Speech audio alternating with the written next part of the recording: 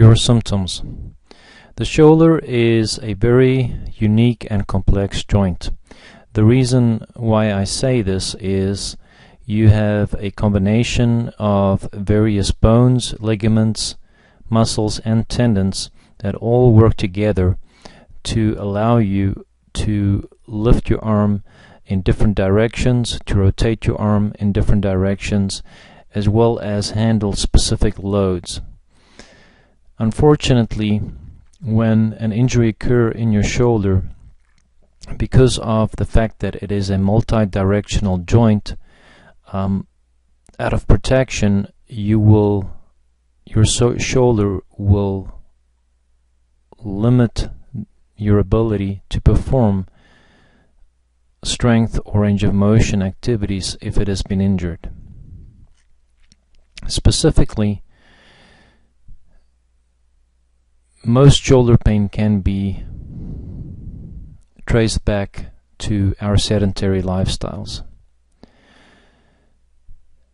When we sit a lot, we get joint compression in our shoulders, and this can lead to conditions such as shoulder impingement, also known as rotator cuff impingement.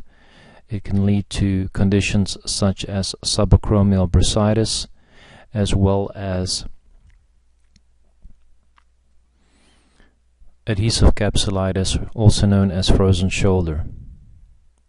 The major players when it comes to shoulder impingement would be the acromion, which is a bony part of your shoulder blade, the supraspinatus tendon, which is one of your major external rotator cuff muscles and is responsible for externally rotating your arm away from your body, the humerus head, which is your arm bone. And what happens when either an injury occurs or because of poor posture, muscle balance in your shoulder, these specific structures can cause an impingement in your shoulder.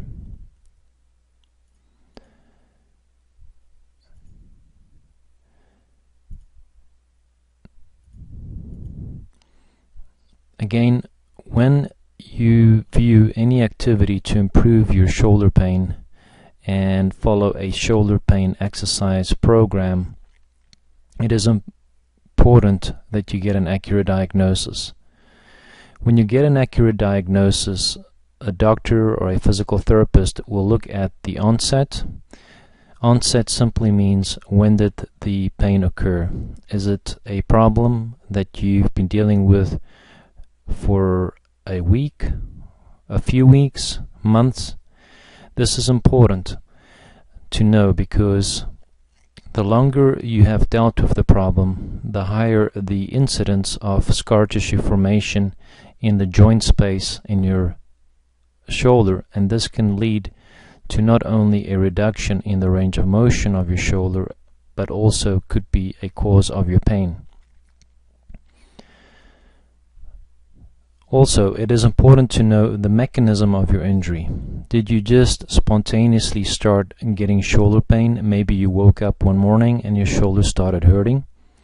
This many times could be related to our sedentary lifestyle, and over time, because of our shoulder blade and back muscles getting weak and our chest muscles, like for example your pectoralis major muscles, getting tight, causing your shoulders to be rounded, your shoulder blades to become to shift forward, causing impingement in your shoulder joint. Or did you have a traumatic event? Maybe you injured your shoulder lifting weights in the gym, or you fell on an outstretched arm and you injured your shoulder. The third aspect for getting an accurate diagnosis that a doctor would look at is to review your symptoms. Typically, if you have the ability to fully elevate and extend your arm in all the different directions that the shoulder allows, this usually could indicate a minor strain or a ligament injury in your shoulder. However, if you are unable to raise your arm up towards the ceiling and you have a general throbbing or aching sensation after movement that doesn't seem to go away, this could indicate, for example, a rotator cuff tear. Somebody who injured their shoulder playing a specific activity or fell on an outstretched arm and feel a clicking sensation in their shoulder, this might indicate a labral tear. So it is important for a doctor to get a good understanding of your symptoms. The fourth component is to look at your function. Your function would include your ability to move your arm, as well as assessing the ability of your shoulder to handle stress loads. In other words, are you able to hold your arm out away from your body and hold on to a weight, or does that cause increased pain, and is it hard for you to sustain that position? So a doctor might do a few different manual tests to determine if you have significant weakness in your shoulder.